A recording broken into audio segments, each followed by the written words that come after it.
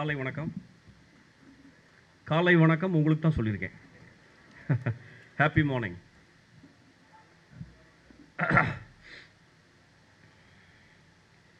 எனக்கு எவ்வளோ நிமிஷம் பேசணும் அப்படிங்கிறதுல ஒரு சின்ன குழப்பம் இருக்குது இன்னுமே. ஏன்னா ஒரு மாதத்துக்கு முன்னாடி பேசும்போது அரை மணி நேரம் சொன்னாங்க. நேற்று பேசும்போது 20 நிமிஷம் சொன்னாங்க. இன்றைக்கி அஜெண்டாவில் பார்க்கும்போது 8 நிமிஷம் தான் கொடுத்துருக்காங்க. ஐ திங்க் மேலே ஏறும்போது ஒரு 3 நிமிஷத்தில் பண்ணியிருப்பாங்கன்னு நினைக்கிறேன். ஸோ நான் எவ்வளோ நிமிஷம் பேசுகிறேனோ அவ்வளோ நிமிஷம் பேசுகிறேன். ஆனால் நீங்கள் எப்போ கிளம்பணும்னு தோணுதோ உங்களுக்கு கிளம்பிக்கலாம். நான் ஆரம்பிக்கிற இடம் வேறையாக இருந்தது. இன்ஃபேக்ட் அங்கே வந்து உட்கார்ற வரைக்கும் என்ன ஆரம்பிக்கணும் என்ன பேசணும் அப்படின்னு சொல்லிட்டு ஐ திங்க் கேட்குதுன்னு நினைக்கிறேன் நான் பேசுகிறது. ஃபண்டாஸ்டிக். ஆனால் இந்த ப்ரோக்ராம்லாம் பார்க்கும்போது ஆரம்பிக்கிற இடத்த கொஞ்சம் மாற்றிருக்கேன், அவ்வளோதான். ஆனுவல் டே இன்விடேஷன் பார்த்துட்றோம், வந்துடுறோம். அது ரொம்ப சுலபம். மேரேஜுக்கு போய் சாப்பிட்ற மாதிரி கெஸ்ட்டாக போகிறோம், சாப்பிட்ருவோம், போயிடுவோம்.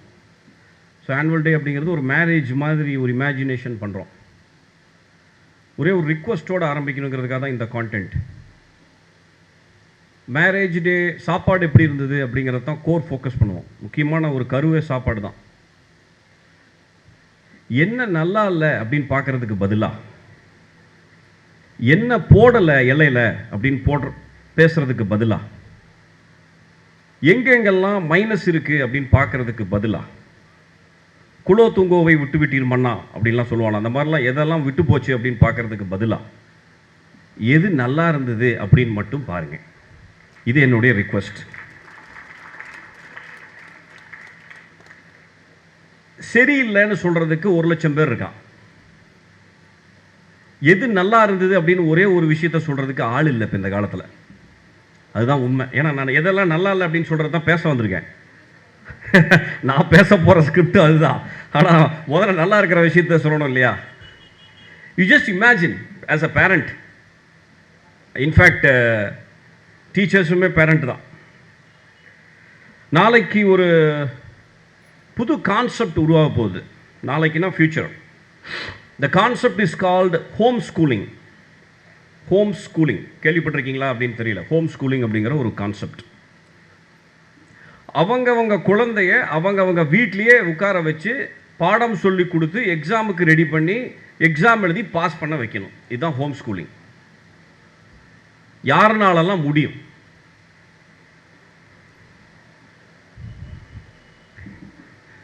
உங்களால் முடியல அப்படிங்கிற ஒரு காரணத்துக்காகத்தான் ஸ்கூல் அப்படிங்கிற ஒரு வடிவமைப்பு வந்திருக்கு. அதனால தான் நீங்கள் இங்கே கொண்டு வந்து விட்டுருக்கீங்க. உங்களால் முடியாத ஒரு விஷயத்தை ஸ்கூல் செய்கிறாங்க. ஆனுவல் டேவை எப்படி பார்க்குறீங்களோ அதே தான் இதையும் பார்க்கணும். த பர்பஸ் ஆஃப் ஸ்கூலிங் அப்படிங்கிறத தான் இன்றைக்கி ஆனுவல் டேயில் டிஃபைன் பண்ணியிருக்காங்க. பர்பஸ் ஆஃப் ஸ்கூலிங் அப்படிங்கிற இடம். ஸ்கூலிங்னா என்னென்னா, ஸ்கூல் அப்படிங்கிறது ஏன் உருவாக்கப்பட்டது அப்படிங்கிறத தாண்டி ஆஸ் அ பேரண்ட் நான் ஏன் ஸ்கூலுக்கு அனுப்புகிறேன் அப்படிங்கிறது தான். உண்மையை சொல்லட்டுமா, நமக்கெல்லாம் பொறுமை இல்லை. பர்பஸில் ஃபஸ்ட்டு வந்து பி தான். பேஷன்ஸ் சுத்தமாக கிடையாது. அதனால் மட்டும்தான் நம்ம ஸ்கூல் அப்பாடா விட்டுட்டு வந்து வீட்டில் உட்காருவோம் பாருங்கள். அந்த மாதிரியான ஒரு ரிலாக்ஸேஷன் ஜென்மால கிடையாது. அதுவும் இனிமேல் அடுத்த வருஷத்துலேருந்து உங்களுக்கு 12:30 மணி இல்லைங்க 3:30 மணிக்கு வரைக்கும் ஸ்கூல் இருக்கும்பா. அந்த மாதிரி ஒரு பேரானந்தம் எங்கேயுமே இருந்திருக்காது உங்களுக்கு.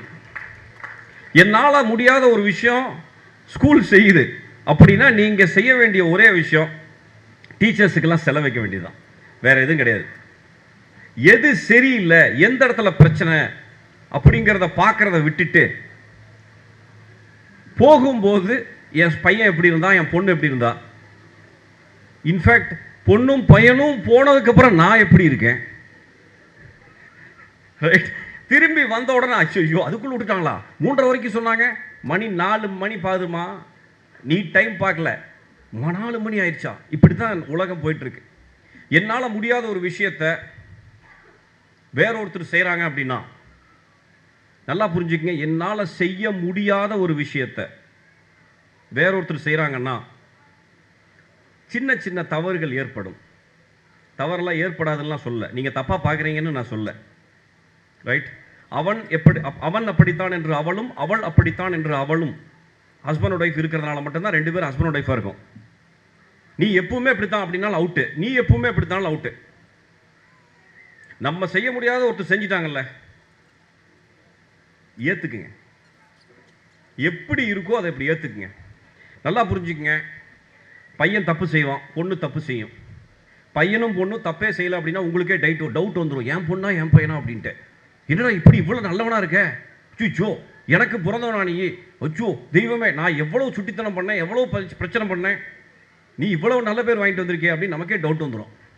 அதனால் தப்பு செய்கிறாங்க அப்படின்னா ஒவ்வொரு தடவையும் உங்கள் புள்ள அப்படிங்கிறத கன்ஃபார்ம் பண்ணுறாங்கன்னு அர்த்தம். If you are looking for, Rumi அழகாக சொல்கிறார், ரூமிங்கிற ஒரு போயட், தமிழில் சொல்கிறேன். If you are looking for a friend who is faultless, if you are looking for a friend who is faultless, you will be friendless. தப்பே இல்லாத ஒரு ஃப்ரெண்டை நீ எதிர்பார்க்குற அப்படின்னா உனக்கு ஃப்ரெண்டே இல்லாமல் போயிடும். தவறே இல்லாமல் பிரச்சனையே இல்லாத உங்கள் குழந்தையை நீங்கள் எதிர்பார்க்குறீங்க அப்படின்னா உங்களுக்கு குழந்தையே இல்லாமல் போயிடும். Because the entire world, the entire human being is full of errors and mistakes. அதை ஏற்றுக்கக்கூடிய மனோபக்குவம் நமக்கு இல்லை. இன்ஃபேக்ட் நான் சொன்ன மாதிரி பொறுமை இல்லை. That is the number 1. Number 2, உங்களுக்கெல்லாம் ஒரு challenge.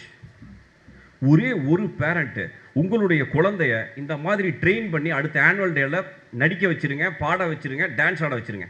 It is a open challenge for you. It can never be done. உங்களால் செய்ய முடியாததை ஒருத்தர் செஞ்சுருக்காங்க. இமேஜின். என்ன, என்னோட பொண்ணு வந்திருக்காங்க, நான் செய்ய முடியாத ஒரு சில விஷயத்தை அவங்க செய்கிறாங்க. She is right now in Chengalpattu. என்னால் முடியலன்னு சேர்த்துட்டோம். இப்போ அடுத்து இது ஒரே வருஷம் நான் கூட்டு போக போகிறோம், அது வேறு.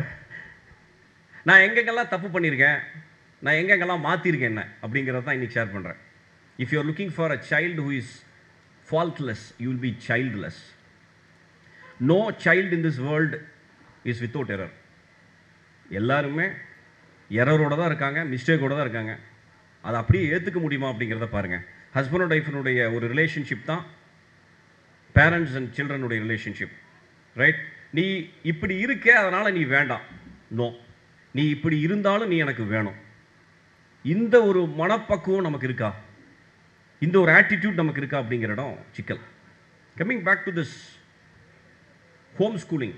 இமேஜின், ஹோம் ஸ்கூலிங் கான்செப்ட் எப்படி வரப்போகுதுன்னா, முதல்ல உங்கள் குழந்தைய நீங்கள் படிக்க வச்சு பாஸ் பண்ணி எக்ஸாம் எழுத வச்சு பண்ண போகிறீங்க. இது ஒன்று. ரெண்டாவது, ஷெட்யூல் போட்டுருவாங்க.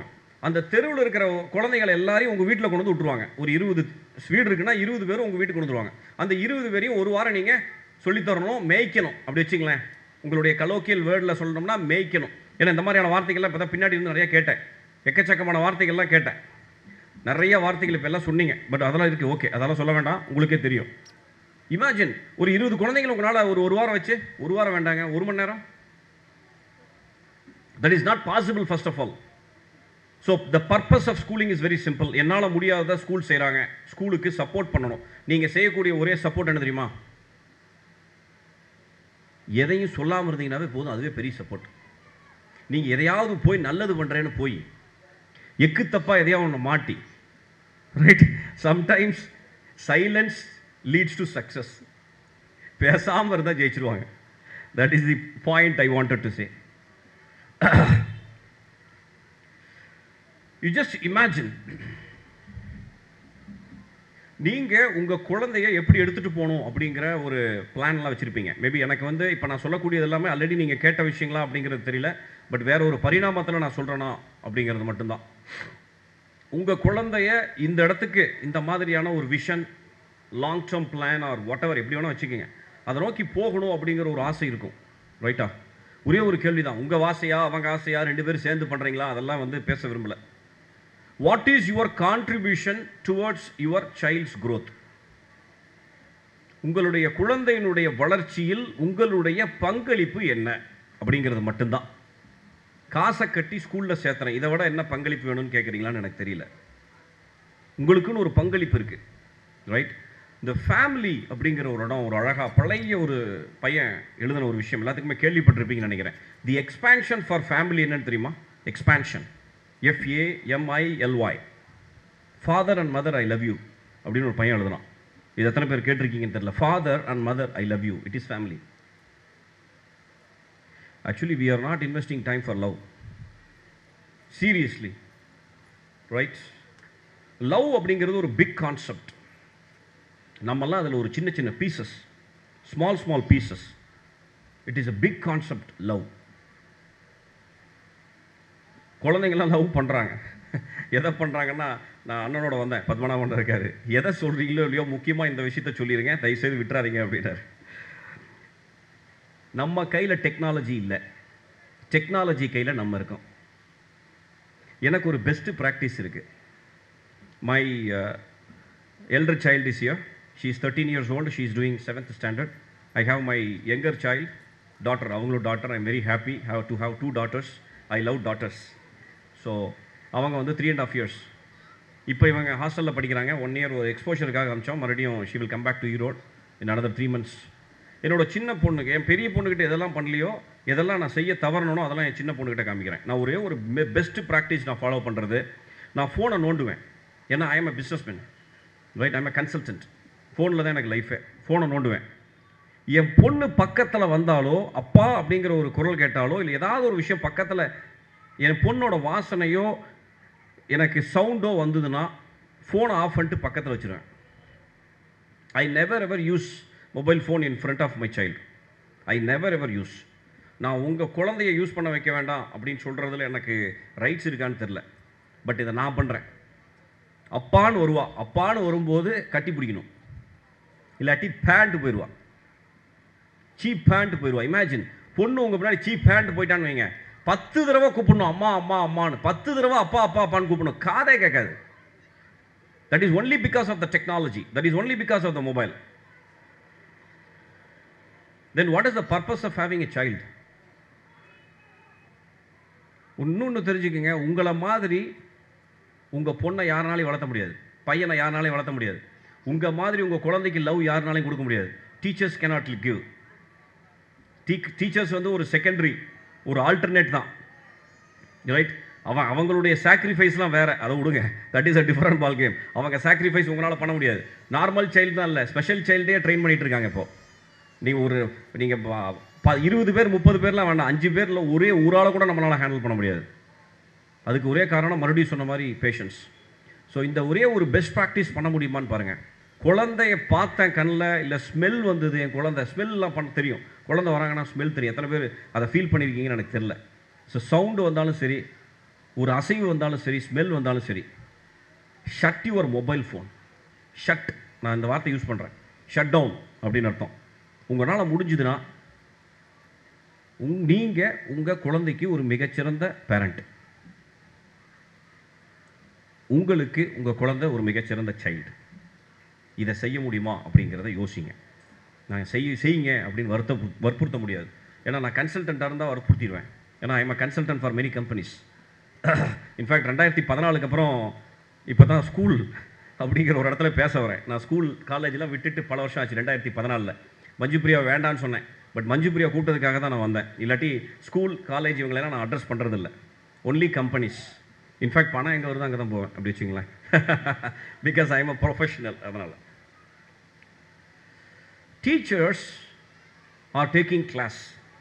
Teachers are taking class. எனக்கு ஏன் வீட்டில் நீங்கள் பேரண்ட்ஸ் ஏன் கிளாஸ் எடுக்கிறீங்கன்னு எனக்கு தெரியல. நீங்கள் எடுக்கக்கூடிய கிளாஸு டீச்சர்ஸை விட பெருசாக இருக்கு. அந்த கிளாஸ் இன்ஃபேக்ட் பேனு கிளாஸ் எடுக்கிறீங்க, அவ்வளோ பெரிய சவுண்டு. நல்லா புரிஞ்சுக்கங்க, நீங்கள் கிளாஸ் எடுத்தீங்கன்னா உங்கள் குழந்தைங்க கேட்க மாட்டாங்க. டெஃபினட்டாக சொல்கிறேன். நீங்கள் எந்த அளவுக்கு கிளாஸ் எடுக்கிறீங்களோ அந்த அளவுக்கு அவங்க இரிட்டேட் ஆகுறாங்க, அந்த அளவுக்கு உங்களை தள்ளி போகிறாங்கன்னு அர்த்தம். என்ன செய்யக்கூடாது அப்படின்னு உங்கள் குழந்தைக்கு செய்யற போது சொல்கிறீங்க பாருங்கள், இதை செய்யாத அதை செய்யாதன்னு. என்னைக்காவது ஒரு நாளாவது எதை செய்யணும்னு சொல்லியிருக்கோமா? என்ன செய்யணும் அப்படிங்கிறத சொல்கிறதுல தவறிட்டீங்க. அதனால தான் அவங்க செய்யக்கூடாததை, செய்ய வேண்டாததை செய்கிறாங்க. டூஸே போடுறது கிடையாது. நீங்கள் போடுறது பூரா தேவையில்லாத ஆணி தான்.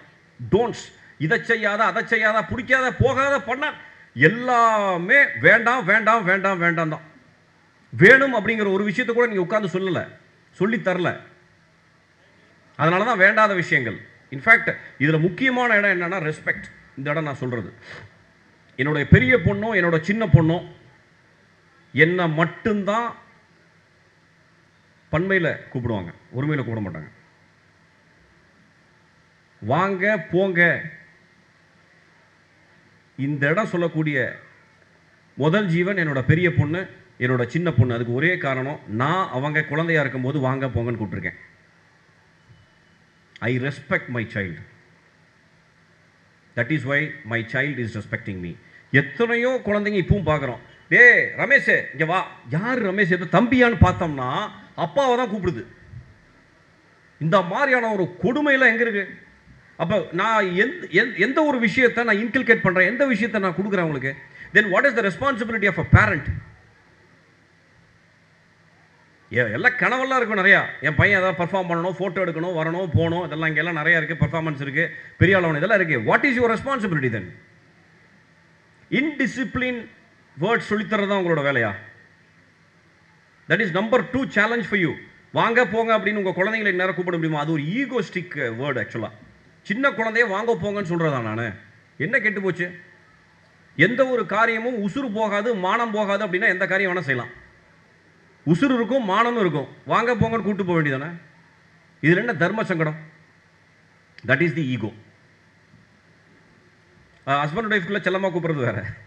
பட் அட்லீஸ்ட் குழந்தைங்களையாவது நீங்கள் வாங்க போங்க அப்படின்னு சொன்னால் பரவாயில்லையா இருக்கும். This is very simple. நான் அனுபவிச்சதெல்லாம் சொல்கிறேன், அவ்வளோதான். 2 வகையான காம்ப்ளெக்ஸ் யூஸ்வலாகவே இருக்குது. One is superiority, another one is inferiority. இதெல்லாம் உங்களுக்கு சொல்லி கொடுத்துருக்கலாம், கற்றுருந்துக்கலாம். உங்கள் பையன் ஜெயிக்கிறான் இமீடியட்டாக அப்படின்னு சொன்னால் ஏற்றுக்குங்க. தோக்குறான் அப்படின்னு சொன்னால் தயவுசெய்து அதையும் ஏற்றுக்குங்க. People are not ready to accept failure. எந்த அளவுக்கு ஃபெயில் ஆகிறானோ அந்த அளவுக்கு அவன் அடுத்ததை நோக்கி போகிறான்னு அர்த்தம். எது அதிக எதிர்ப்பை சந்திக்கிறதோ அது அதிகமாக வளரும். எடுத்த உடனே சக்ஸஸ் வராது.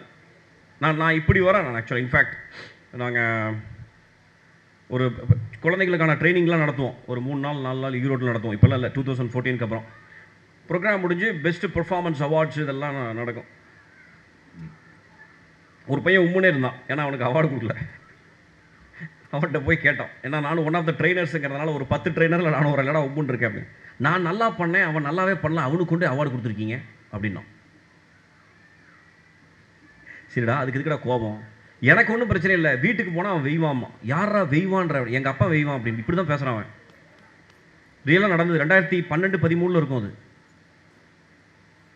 எனக்கு அவார்டு என்ன வாங்கிட்டு வந்த? 3 நாள் என்னடா பண்ண அப்படிம்பாரு. இப்படி தான் கேட்க சொல்கிறான் அவன்.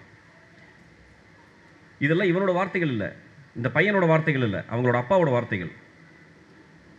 இன்ஃபேக்ட் அவங்க அப்பாவுக்காக ஒரு அவார்டை கொடுத்துட்டோம். அதோட கொடுமை. அவார்டு ரிவார்டு இதெல்லாம் நீங்கள் பேருக்கு வளர்க்க வேண்டாம், பேர் வாங்குற மாதிரி வளர்க்க. ரைட்டா? படிக்கிறவன் பள்ளிக்கூடம் போகிறான், ஆனால் படிக்காதவன் தான் பள்ளிக்கூடத்தை நடத்துகிறான். உங்கள் பையன் எங்கே இருக்கணும்னு பாருங்கள், உங்கள் பொண்ணு எங்கே இருக்கணும்னு பாருங்கள். படிப்பு அப்படிங்கிறது லீஸ்ட் பாதர்ட், ரைட்? நான் ஐ ஸ்கோர் ஜஸ்ட் 35-40, அதுக்கு மேலாம் வாங்காது. மேக்ஸ் எல்லாம் 270 மார்க் வாங்கி பாஸ் பண்ணேன் +2ல். அது ரொம்ப தர்மச்சக்கர். பாஸாக ஃபெயில் ஆவானே தெரியாது, மேக்ஸ் சுத்தமாக வராது எனக்கு. ரைட்? என்னவோ தெரில, எனக்கு படிப்பு சரியாக ஏறல.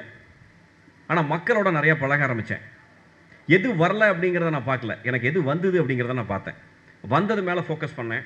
வந்தது மேலே எங்கள் வீட்டில் இருக்கிறவங்களும் ஃபோக்கஸ் பண்ணல, ஆனால் நான் ஃபோக்கஸ் பண்ணதுனால ஜெயிச்சிட்டேன். இன்ஃபேக்ட் நான் கிரிக்கெட் பிளேயர் ஆகணும்னு நினச்சேன்.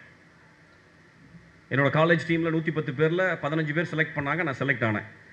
15 நாள் அவுட் ஆஃப் ஸ்டேஷன் போகணும், கோச்சிங் அனுப்பலை.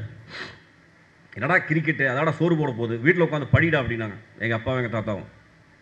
அதுக்கப்புறம் வக்கீல் ஆகணும் அப்படிங்கிறத பிளான் பண்ணேன். பேசுகிறதெல்லாம் ஒரு பொழப்பு, அதை வேற நீ படிக்க போகிற அப்படின்னு சொல்லிட்டு கம்ப்யூட்டரில் சேர்த்துனாங்க. சாஃப்ட்வேர் எனக்கு வரல, அதனால் சாப்பிட்டுட்டு வேறு வேலை பார்க்கலாம் அப்படின்னு சொல்லிட்டு அதே மறுபடியும் பேச்சுத்துறைக்கு வந்துட்டு.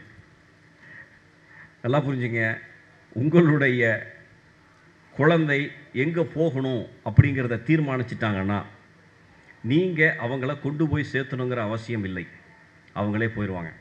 ஏன்னா டிசிஷன் எடுத்தவங்களுக்கு பாத்வே ஒன்றும் சிரமம் இல்லை.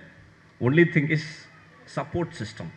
சப்போர்ட் சிஸ்டம் அப்படிங்கிறது 2 வகை, ஆல்ரெடி சொல்லியிருக்கேன். ஒன்று, ஏதாவது உருப்படியாக சப்போர்ட் கூட இருந்து ஏதாவது பண்ண முடியுமான்னு பாருங்கள். இல்லாட்டி தள்ளி ஓரமாக நின்று வேடிக்கை பார்த்தீங்கன்னா அது ஒரு மிகப்பெரிய சப்போர்ட். இதுதான் வந்து முக்கியமான இடம் நீங்கள் பார்க்க வேண்டியது. இன்ஃபேக்ட் எஸ், பர்ஃபார்மன்ஸில் 1000 ஃபெயில்யூர் வரும். தோற்று போயிட்டான்னா பி ஹாப்பி. முதல்ல அதை எடுத்துக்கங்க. அவார்டு வாங்கலையா பி ஹாப்பி. அவன் ஜெயிக்கலையா பி ஹாப்பி. அடி வாங்கினானா பி ஹாப்பி. கீழே விழுந்துட்டானா பி ஹாப்பி. அதுக்காக கெக்கபுக்கன்னு பி ஹாப்பின்னு சிரிக்க சொல்ல. ரைட்? எத்தனை தடவை உழுகுறானோ அத்தனை தடவை எந்திரிச்சு வந்திருக்கான்னு அர்த்தம். 10வது தடவை உழுகுறான்னா 9 தடவை எந்திரிச்சு வந்திருக்கான்ல. 1000 தடவை உழுந்தாலும் 1001வது தடவை உங்கள் குழந்தை எந்திரிப்பான். ஐயோ உளுந்துட்டானே, உளுந்துட்டான் அவ்வளோதானே, ஒன்றும் ஆகலைல்ல. ஏன் போய் பதறீங்க? நீங்கள் சம்டைம்ஸ் நீங்களே பார்த்துருப்பீங்க, குழந்தை உளுந்துரும், கண்டுக்காமல் பெசாமல் விட்டீங்கன்னா அதே எந்திரிச்சு போயிடும். ஐயோ அப்படின்னா அதை ஆள ஆரம்பிச்சிடும். அது வந்து உளுந்ததுனால இல்லை, நீ கத்துனீங்க பாருங்க அஜோஜோன்ட்டு, அந்த பயத்தில் தான் அப்படியே அலருது. ரைட்? ஸோ ஃபைனலாக ரொம்ப முக்கியமான இடம், இதை மட்டும் சொல்லிட்டு முடிச்சுக்கிறேன். வீட்டில் இந்த வார்த்தையை கேள்விப்பட்டிருக்கீங்களான்னு எனக்கு தெரியல, ஆனால் நான் பார்த்துருக்கேன். முக்கியமாக இது எங்கே அதிகமாக இருக்கும் அப்படின்னா பாட்டிக்கிட்ட இருக்கும். நான் எங்கள் வீட்டில் சொல்கிறேன், தயவு செய்து அணத்தாதீங்க. அணத்துதல்ங்கிற ஒரு அணத்தவே அணத்தாதீங்க தயவு செய்து. இப்படி ஆகி போச்சு, அப்படி ஆகி போச்சு, அதை பண்ண இதை பண்ண. நீ என்ன பண்ணீங்கன்னு எனக்கு தெரியல, நீ யாருக்கு பண்ணீங்கன்னு தெரியல, என்ன நடந்து போச்சு, ஒன்றும் நடக்கலையே. இந்த அணத்துதல் அப்படிங்கிற வார்த்தை கொஞ்சம் யோசிச்சு பாருங்களேன். எத்தனை பேர் அணத்துறீங்க அப்படின்னு சொல்லிட்டு உள்ளுக்குள்ளேயே அணத்துவீங்க, மற்றவங்ககிட்ட அணத்துவீங்க. Your responsibilities to take care of your child. அதை உருப்படியாக செய்ய முடியுமா அப்படிங்கிறத பாருங்க. இந்த அணத்துதல் அப்படிங்கிற இடத்த தயவு செய்து நிப்பாட்டிடுங்க, உங்களுக்குள்ள அணத்தாதீங்க. கிராண்ட் பேரண்ட்ஸ் யாராவது இருந்தாங்கன்னா ஒரே ஒரு இன்புட், கோச்சிக்காதீங்க. தயவு செய்து வாயை மூடிக்குங்க. தயவு செய்து கோச்சிக்க வேண்டாம், பேசவே பேசிடாதீங்க. நீங்கள் பேசுறதுனால தான் பிரச்சனை வருது. பெரும்பாலான இடத்துல, எல்லா இடத்துலையும் இல்லை, ஒரு சில பேர் நல்லா சப்போர்ட் பண்ணுறாங்க, அதெல்லாம் இல்லை. ஒரு 80% வீட்டில் கிராண்ட் பேரண்ட்ஸ்ன்னு இருந்தீங்கன்னா உங்களுடைய வேலையே, உங்களுக்கு பேத்தி பேரன் வந்துச்சுன்னா கொஞ்சறதை தவிர வேற எதுக்கு வாயை தரக்கூடாது. 2 திறக்கலாம் சாப்பிட்றதுக்கு, 3வதுக்கு திறக்கலாம் கொட்டாய் விடுறதுக்கு. கொஞ்சலாம் சாப்பிடலாம், கொட்டாய் விடலாம். இதை 3 தவிர வேற எதுக்குமே சொல்லாதீங்க. உங்கள் பையன், உங்கள் மாட்டு பொண்ணு, மருமகன் செய்யறது பூரா கன்றாவியாக இருக்கும், தப்பாக இருக்கும். தயவு செய்து செஞ்சுட்டு போகிறாங்க விட்டுருங்க. நீங்கள் சொன்னதுனால அவங்க மாற போகிறதில்ல, நீங்கள் சொல்கிறதுனால அதிகமாகிடும். இதை மட்டும் வச்சுங்க, இதுவே உணர்வீங்க. தயவு செய்து அவங்க போக்கில் விட்டுருங்க. உங்களை ஹேண்டில் பண்ண விதத்தில் நீங்கள் உங்களுடைய குழந்தைகளை ஹேண்டில் பண்ண முடியாது. அவங்க ஹேண்டில் பண்ணுற விதத்தில் அவங்க குழந்தைங்களை ஹேண்டில் பண்ண முடியாது. உங்களுடைய ஒரே விஷயம், ப்ளீஸ் சைலண்ட். இல்லாட்டி பல பிரச்சனைகளை, இப்போ ஃபேமிலியோடு இருக்கீங்க, தயவு செய்து சந்தோஷமாக இருங்க. சத்தங்கீது போட்டு தனிமைப்படுத்த பண்ணிடாதீங்க. இது ஒரு காஷன், எச்சரிக்கை உங்களுக்கு எல்லாத்துக்குமே. Watch the show. ரைட்? உங்கள் எல்லா குழந்தைங்களுக்கும் இருக்கக்கூடிய ஒரு முக்கியமான ஸ்கில், அதுதான் வந்து டீச்சர்ஸும் அப்சர்வ் பண்ணக்கூடிய ஒரு ஸ்கில். அந்த ஸ்கில் தான் அப்சர்வேஷன். உங்கள் குழந்தை என்ன செய்கிறா அப்படிங்கிறத ஒரு 1/2 மணி நேரம் உட்காந்து வேடிக்கை பார்க்க முடிஞ்சதுன்னா you are the best parent. Observe. அந்த அப்சர்வேஷன் அப்படிங்கிறதே இல்லை, பொறுமையே இல்லை. அவன் எந்திரிச்சு அப்சர்வேஷன் உட்காருவோம், அவன் ஏதாவது பண்ணுறதுக்குள்ளே 1000 தடவை எந்திரிச்சு நடக்கவே நடக்காது. என்ன செய்யறான்னு வேடிக்கை பார்க்க முடியுதா? தப்பு செஞ்சாலும் வேடிக்கை பாருங்க, சரியா செஞ்சாலும் வேடிக்கை பாருங்க. That is the ultimate thing. So சுருக்கமாக சொன்னால், பேரண்ட்டாக இருங்க, ட்ரில் மாஸ்டராக இருக்காதீங்க. Thank you very much. All the best.